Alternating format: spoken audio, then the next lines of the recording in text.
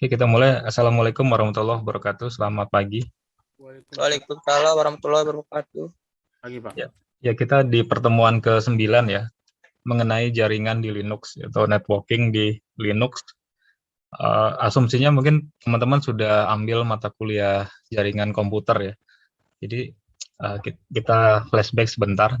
Jaringan komputer atau komputer networking gitu ya, adalah satu sistem yang terdiri minimal ya, 2 atau lebih komputer yang saling terhubung satu dengan yang lainnya melalui media transmisi atau istilah lainnya media komunikasi, sehingga bisa dapat saling berbagi ya, share, baik berupa data, aplikasi maupun berbagi perangkat keras. Nah, Jarkom itu istilah lainnya jaringan telekomunikasi yang memungkinkan antar komputer untuk saling berkomunikasi dengan cara bertukar data. Nah, tujuan dari jaringan komputer adalah agar dapat mencapai tujuannya, nanti setiap bagian dari Jarkom tadi dapat meminta dan memberikan layanan ya, atau services. Nah, pihak yang meminta atau menerima layanan nanti kita sebut dengan klien, atau bahasa Indonesianya klien ya. Dan yang memberikan atau mengirim layanan nanti disebut bahasa Indonesianya peladen ya, atau bahasa yang umumnya itu server.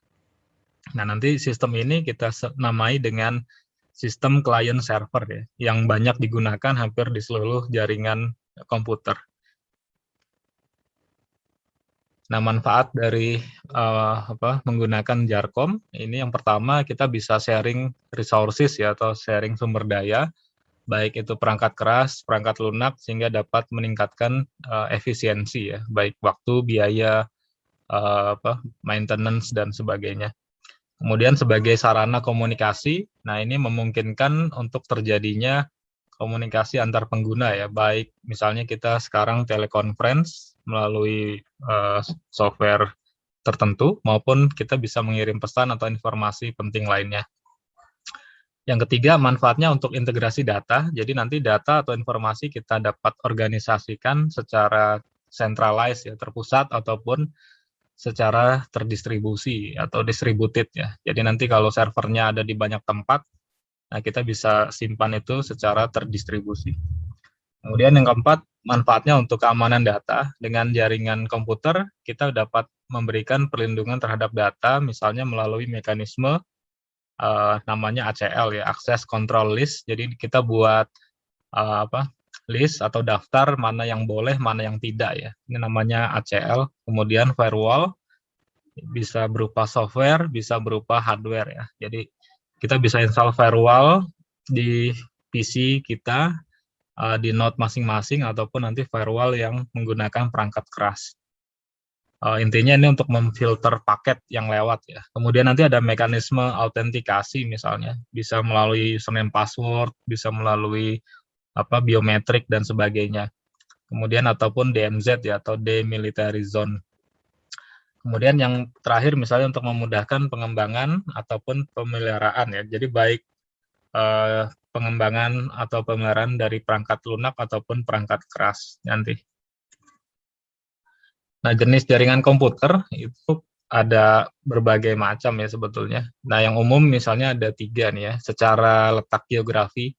Jadi ada berupa yang pertama local area network atau LAN ya. Jadi jaringan ini miliknya sifatnya pribadi, misalnya kita dalam sebuah gedung ataupun sebuah kampus gitu ya, kampus STEMIC yang berukuran sampai beberapa kilometer. Nah, itu masih dikatakan local area network.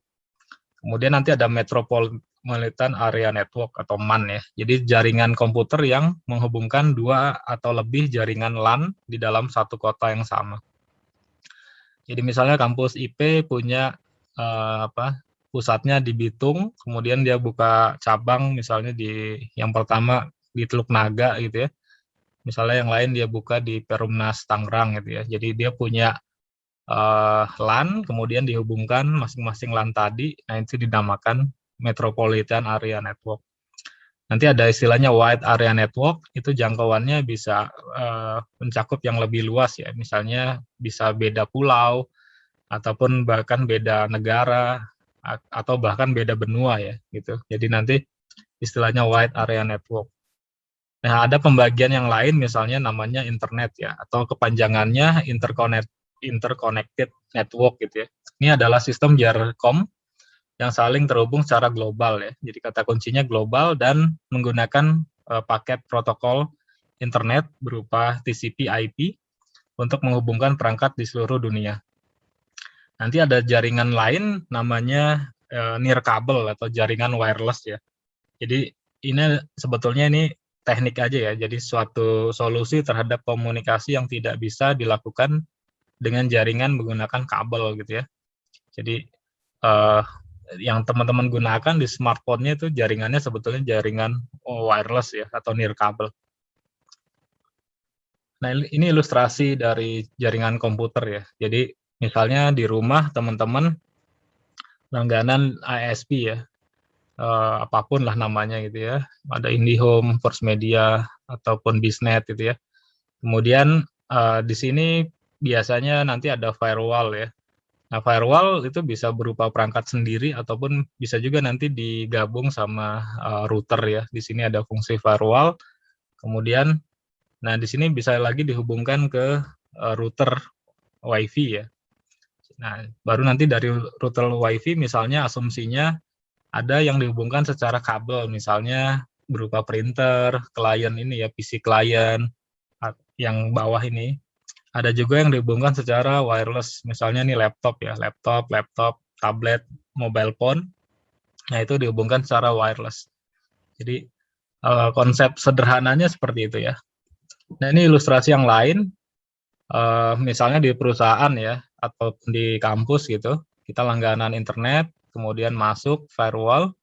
Nah, firewall-nya ini asumsinya berupa appliance ya, atau hardware gitu ya, kita beli. Kemudian nanti masuk router, ini biasanya mungkin namanya nanti backbone router ya. Jadi router yang intinya gitu ya, core routernya. Kemudian nanti routernya akan dibagi menjadi main switch misalnya ya. Jadi ada switch 1, dia terhubung ke semua server production.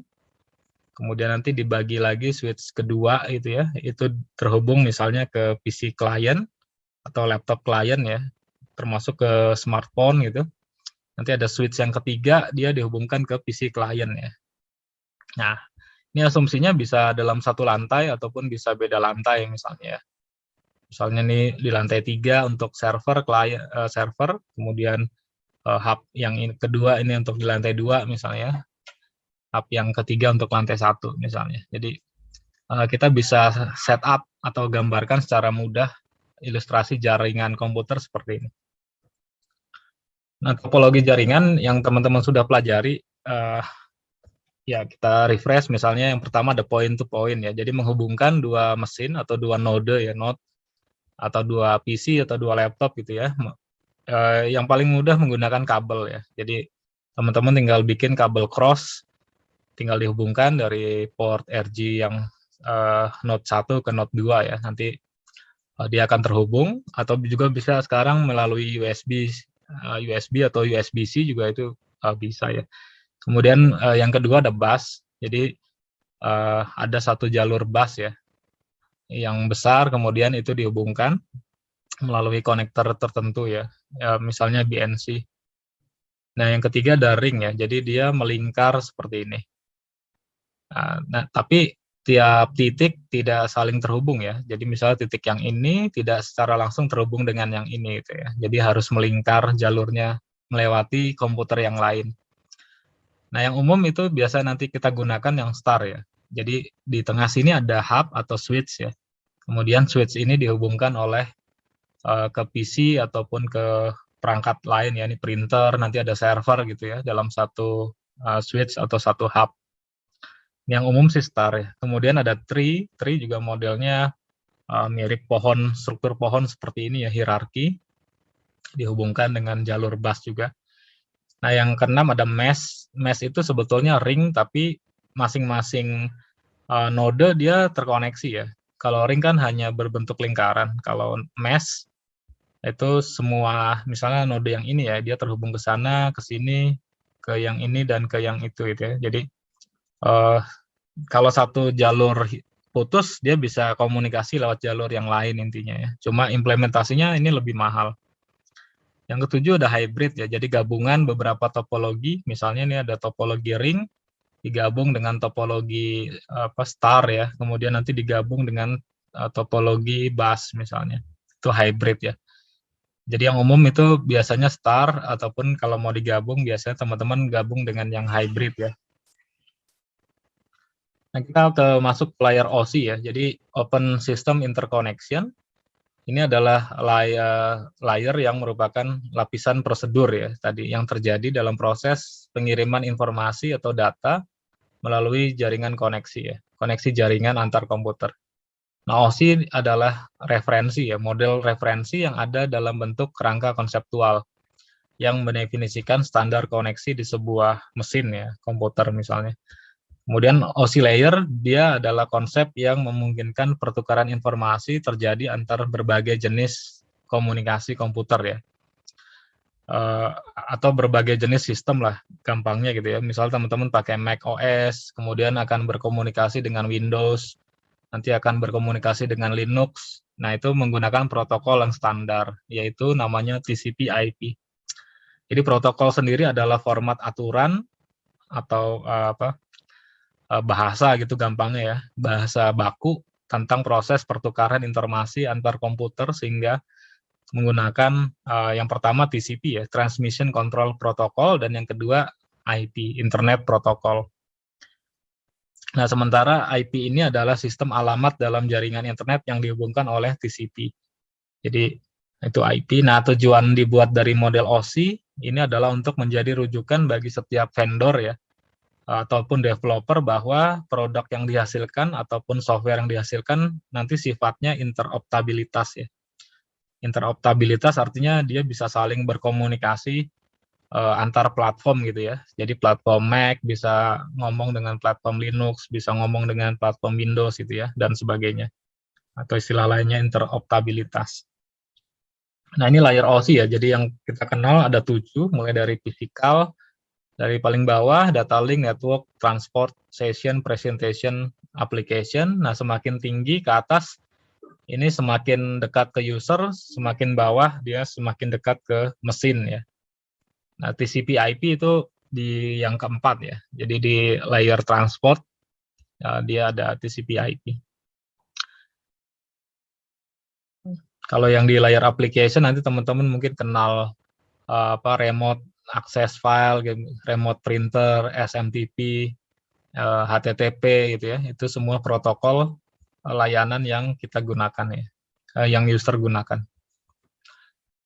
Nah, kita masuk ke IP ya, alamat Internet Protocol ya, alamat IP. Jadi IP address itu adalah sebaris angka yang dimiliki oleh setiap komputer atau ponsel ataupun smartphone ataupun yang lain ya, yang bisa terhubung melalui internet. Nah, angka ini berbeda di setiap perangkat dan digunakan untuk menghubungi satu sama lain. Nah, IP address adalah identitas sebuah perangkat komputer dalam satu jaringan internet.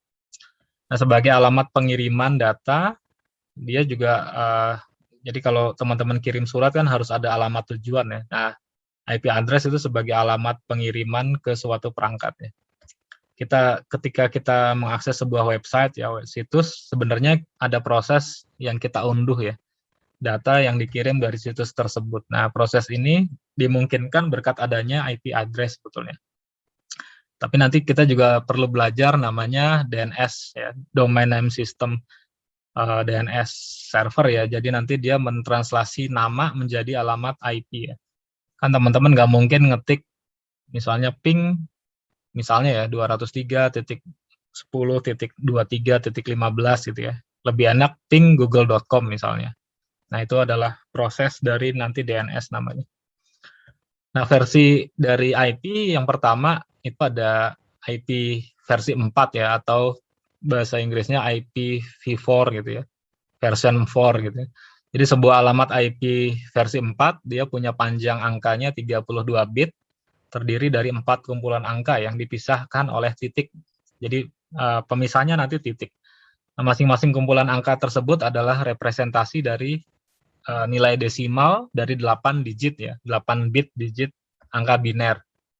Nah, satu baris itu terdiri dari 8 angka biner yang kita sebut oktet ya. Jadi ada 4 oktet, Nah, setiap oktet nanti maksimal nilainya 255. Nah, alamat IP versi 4 dia punya rentang dari 0.0.0.0 sampai 255.255.255.255 ya. Jadi secara teoritis IP versi 4 tuh bisa menampung sekitar 4,3 miliar IP address. Nah, ini contoh IP 4 ya. Jadi misalnya 172.16.254.1 gitu ya. Ataupun 192.168.100.3 ataupun misalnya 10.1.7.1 gitu ya. Jadi ini contoh alamat IP versi 4. Yang kedua nanti ada IP versi 6 ya, atau IP fisik gitu ya, version 6. Jadi IP versi ini belum digunakan secara luas ya, tapi saat ini sudah mulai digunakan ya. Kalau teman-teman ping Google itu kadang dia mereplaynya dalam IP versi 6. Kemudian IP versi 6 dia punya panjang angka 128 bit ya. Kalau yang versi 4 tadi 32 bit. Dia terdiri dari 8 kumpulan angka dan huruf ya, angka dan huruf yang dipisahkan oleh titik 2 itu. Nah, masing-masing kumpulan tersebut merupakan representasi dari 16 angka biner. Kalau tadi kan 8 ya, 8 angka biner. Nah, ini contoh alamat IP versi 6 ya. Misalnya 2001 titik 2 CDBA titik 2 000 000 gitu ya, titik 2 sekian, titik 2 3257 titik 2 9652 misalnya gitu ya. Nah, IP ini bisa disingkat penulisannya seperti ini ya. Jadi 00.200.200.200 ini itu tidak perlu ditulis, cukup seperti ini ya. CDBA titik 2 ini artinya di tengah sini ada 0044 oktet ini ya. Nah, ini kalau kita ketikkan misalnya IP config atau if config ya. Nah, nanti kita akan lihat IP versi 4-nya sekian, 192.168 misalnya 103. Nah, IP versi 6-nya sekian, FE80.2.2 gitu ya. Ini artinya di sini nanti ada 0000.2000 gitu ya. Kemudian ada 48BF, 8A sekian ya. Jadi nilainya itu ada angka, ada huruf ya, lebih kompleks. Yang ketiga, kita nanti kenal IP private ya. Jadi IP address jenis ini adalah IP address yang jenisnya private atau privat ya, digunakan untuk komunikasi pada jaringan lokal atau LAN. Nah, contoh perangkat yang memiliki IP private tadi misalnya bisa berupa PC, laptop, ataupun smartphone ya.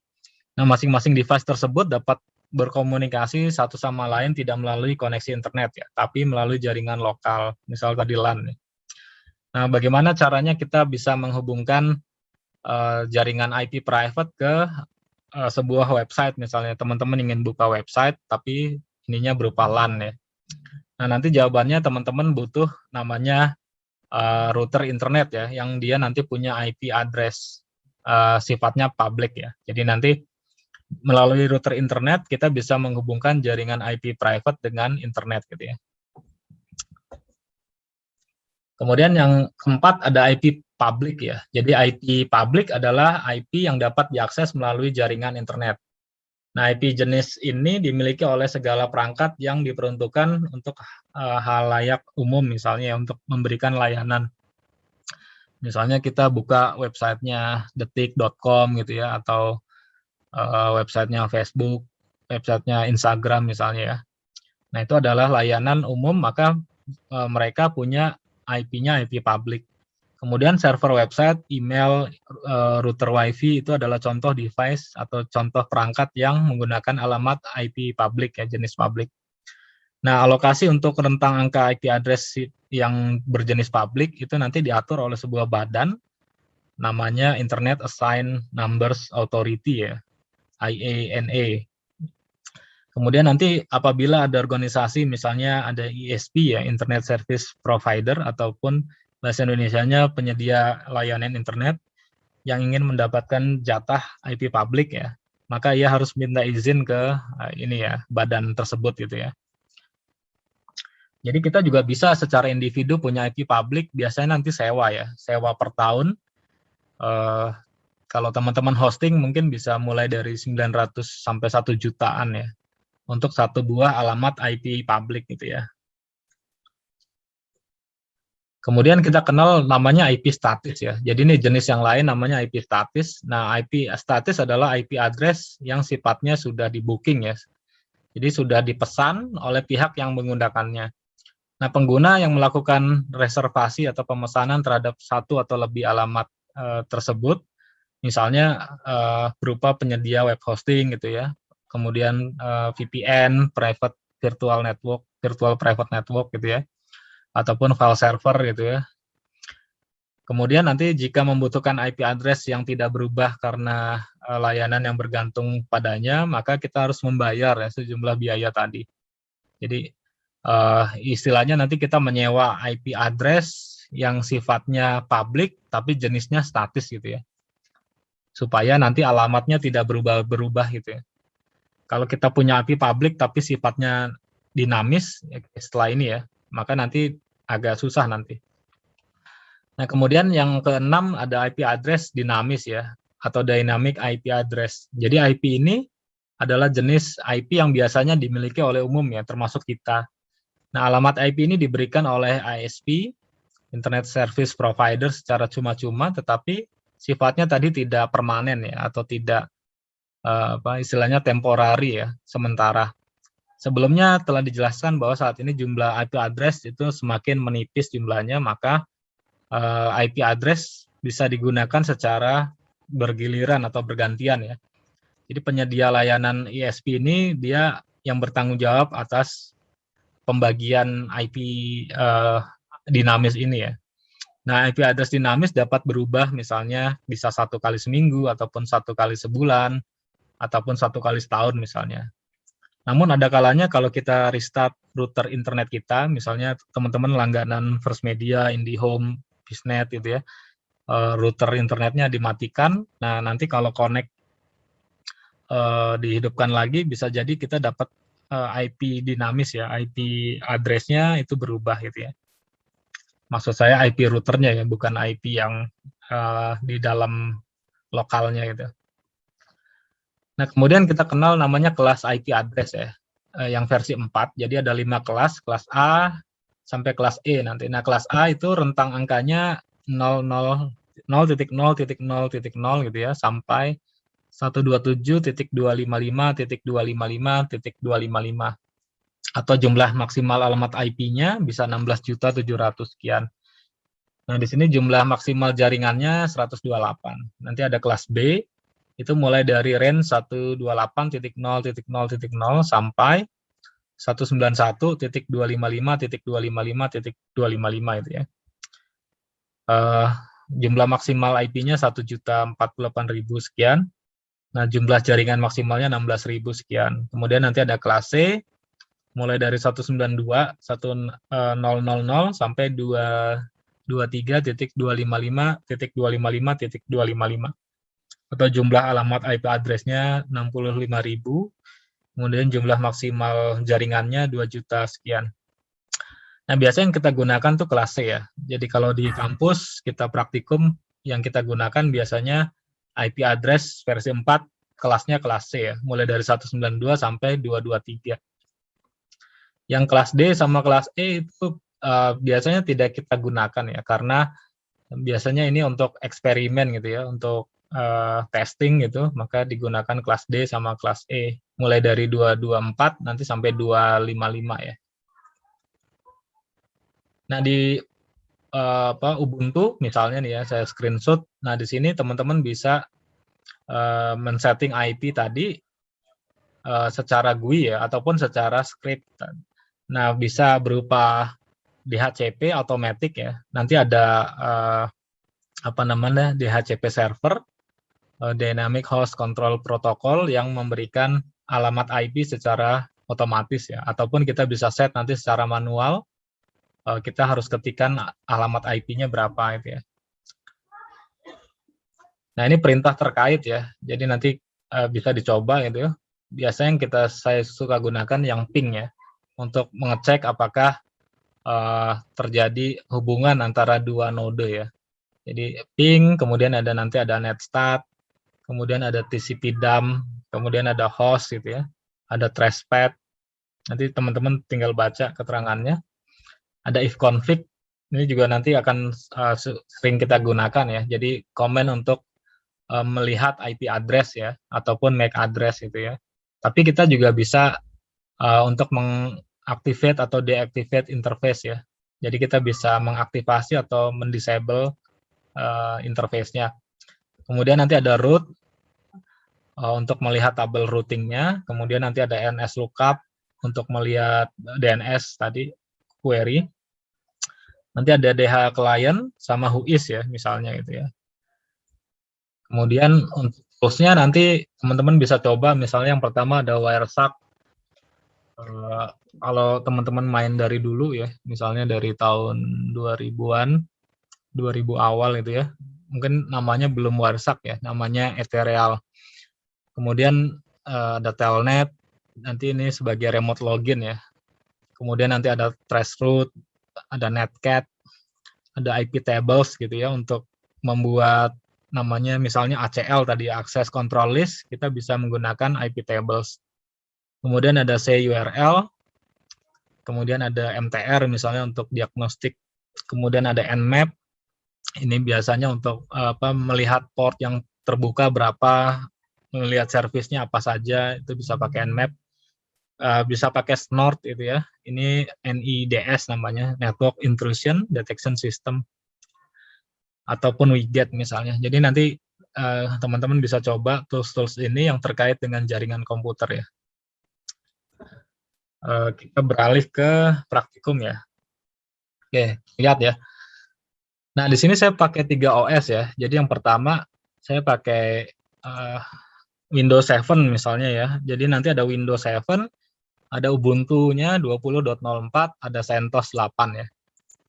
Nah, ini sebetulnya teman-teman bisa cloning ya. Jadi kalau sudah punya Ubuntu versi 20.04 misalnya, tinggal diklik kanan, kemudian di clone, kemudian nanti setelah clone-nya selesai, setelah cloning-nya selesai, teman-teman akan punya 2 OS nanti. Oke, kali ini saya pakai 3 OS ini ya, Windows, Ubuntu, sama CentOS, Windows 7. Nah, untuk menghubungkan ketiga OS ini caranya gimana? Caranya teman-teman masuk menu file, kemudian masuk menu preferences ya. Di sini ada preferences. Kemudian teman-teman masuk menu network ya. Network. Kemudian di sini ada tambah nih ya, ada plus. Jadi add new NAT network ya. Saya tambah plus. Nah, di sini kan ada NAT network 1 ya. Ini saya edit, double klik. Oke. Nah, namanya bisa ganti, misalnya namanya misalnya jaringan NAT gitu ya.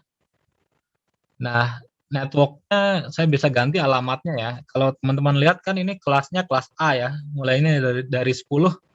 Nah, saya mau ganti jadi kelas C. Jadi misalnya 192, 168 gitu ya. Jangan 100 deh, biar beda sama kelas tadi pagi. Ini misalnya 200 gitu ya, 200. Kemudian ini 0 gitu ya. Oke. Kalau sudah, ini tinggal di oke. Nah, kemudian ini oke. Nah, sekarang setelah kita bikin NAT network-nya, kita edit satu-satu OS-nya. Yang pertama Windows misalnya. Klik setting, nanti masuk tab network ya. Nah, kemudian di sini kita pilih NAT network, kemudian name-nya kita ganti tadi jaringan NAT ya, baru kita bikin. Oke. Untuk Ubuntu sama, ini tinggal diklik setting, kemudian network, NAT network, kemudian name-nya kita ganti yang jaringan NAT tadi ya. Oke. Yang CentOS juga sama, ini diklik setting, kemudian di network, pilih yang jaringan NAT ya. Oke, jadi jaringannya sudah saya samakan 3 OS ini menggunakan jaringan NAT ini yang barusan kita bikin. Ini. Kalau sudah, ini mesinnya saya hidupkan 3-3-nya ya. Jadi saya start.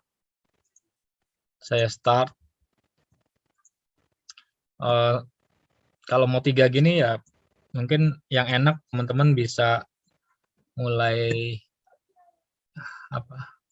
PC atau laptopnya mungkin di angka ini RAM-nya 16 gigaan gitu, baru akan enak. Karena saya setting CentOS-nya 4 GB, Ubuntu-nya 4 GB, yang Windows 7-nya 2 GB ya. Jadi saya menjalankan OS ini 3 itu udah 10 GB sendiri ya.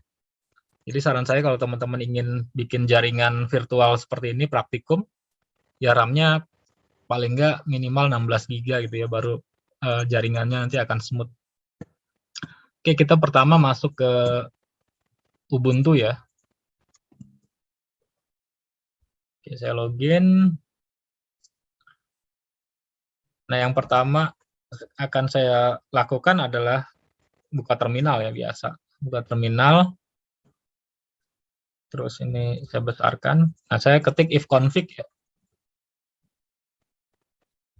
Nah, di sini saya dapat IP address nih, 192.168.204 ya.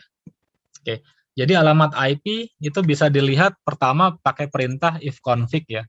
Kalau di Windows nanti namanya IP config, beda F sama P gitu ya. Cara yang lain nanti saya masuk ke Windows dulu ya. Ini kan 200.4.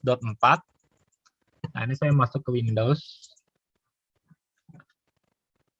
Ini ya. Oke, saya login. Ini Windows 7. Ya, ini agak berat karena 3 OS jalan gitu ya, secara virtual. Oke, saya sudah masuk. Nah, sekarang saya bisa buka CMD ya. Kalau teman-teman punya Windows kan, buka command, CMD, kemudian ketik IP config ya, config. Nah, di sini saya punya alamat IP-nya 100.30. Kenapa 100.30? Karena tadi praktikum di kelas pertama, saya settingnya manual ya. Jadi IP itu bisa disetting manual, bisa disetting otomatis gitu ya. Nah, cara gantinya nanti, bentar. Caranya, nah di sini ada klik kanan tuh ya. Kemudian ada Open Network and Sharing Center. Kemudian nanti intinya saya change adapter setting ya. Nah, di sini saya tinggal double klik.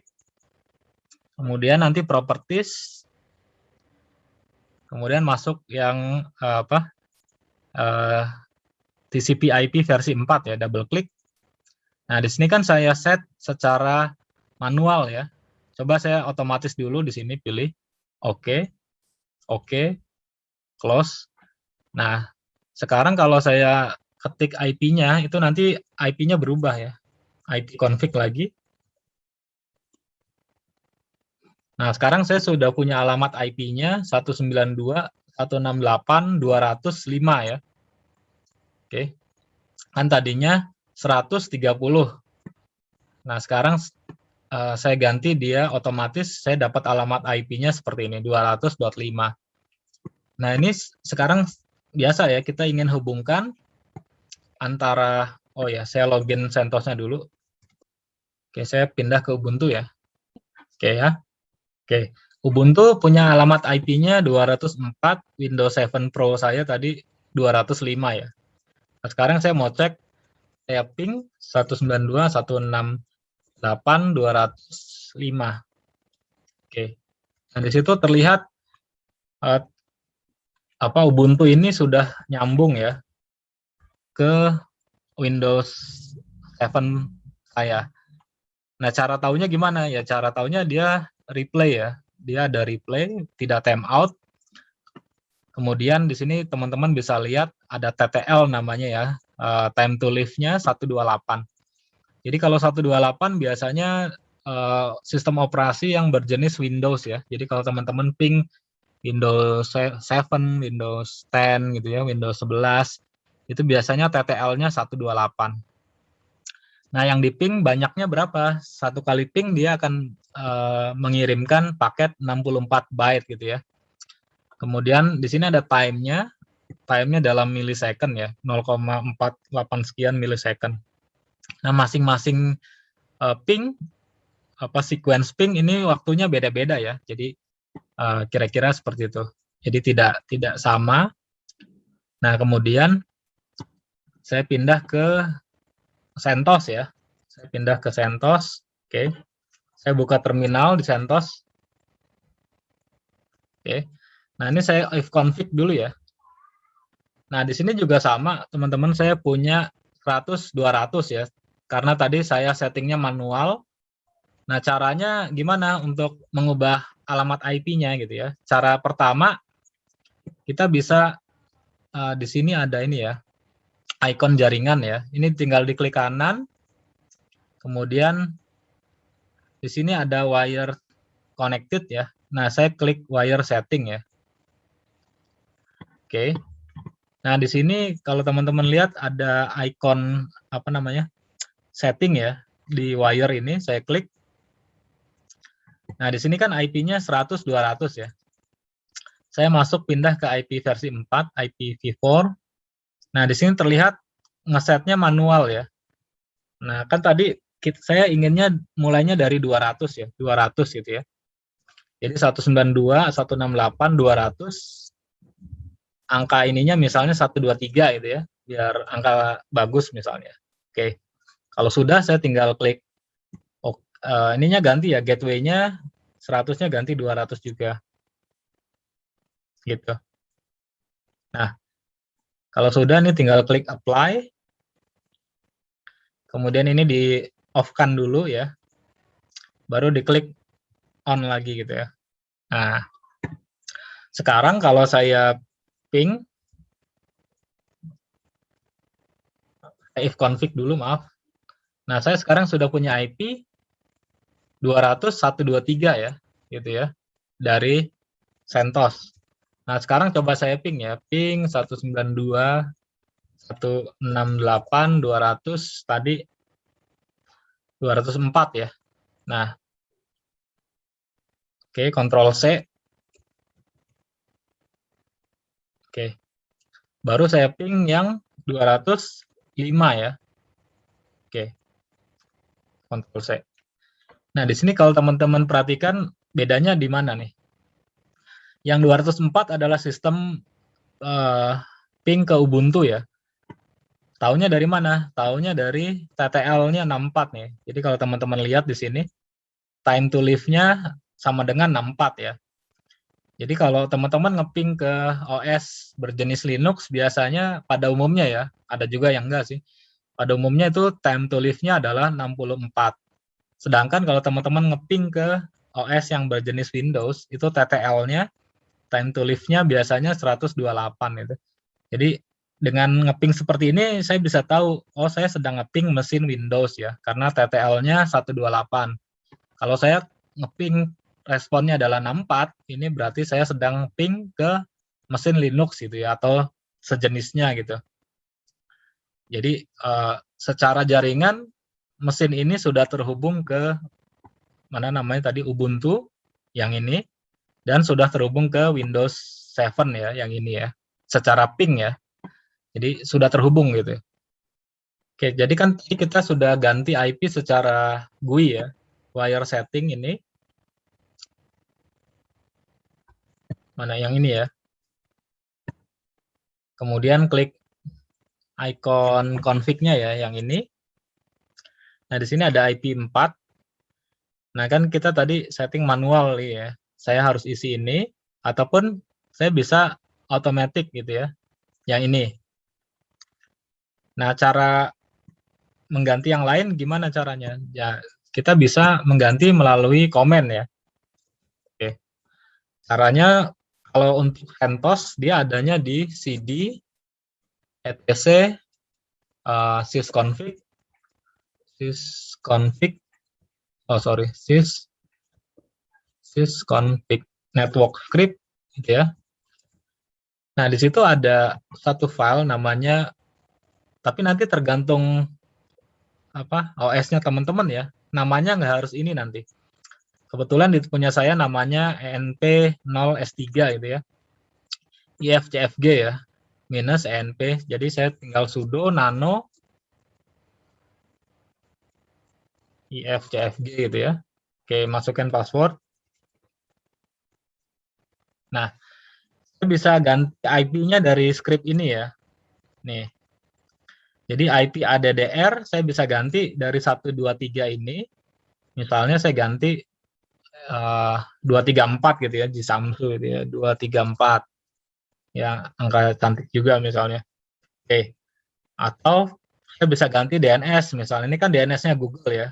Saya bisa ganti DNS-nya Telkom misalnya, nanti apa gitu ya.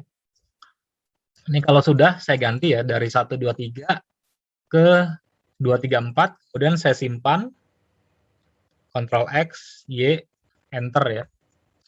Kemudian saya restart. Nah, cara restartnya nanti pakai perintah ini. Bentar ya. Sudo apa tadi? Sistem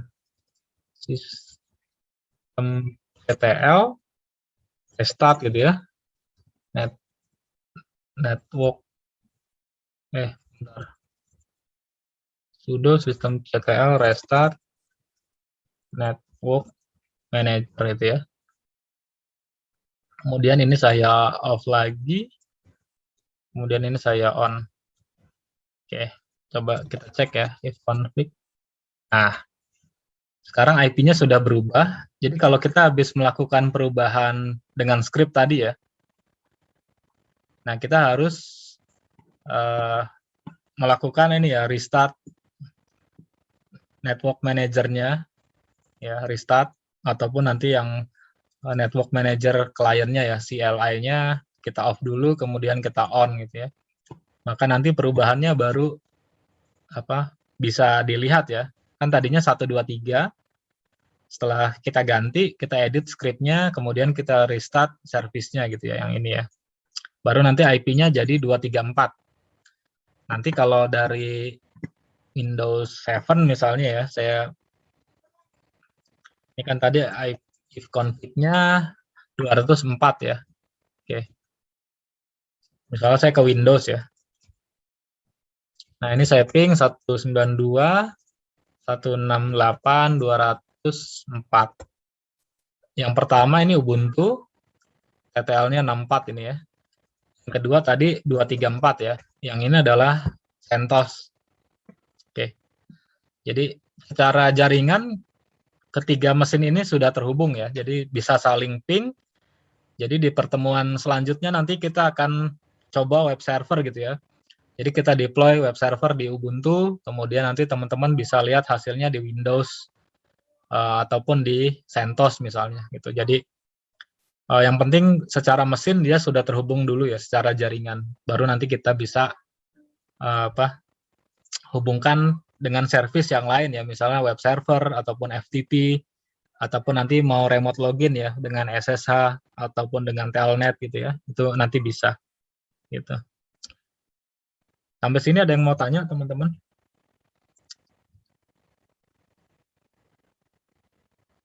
Jadi kuliah kita sampai sini. Pak, kalau misalkan yang dual boot, dia sistemnya sama apa enggak dia percobaannya? Kalau dual boot secara fisik, kan dual boot itu gantian kan, on off-nya kan. Jadi ya.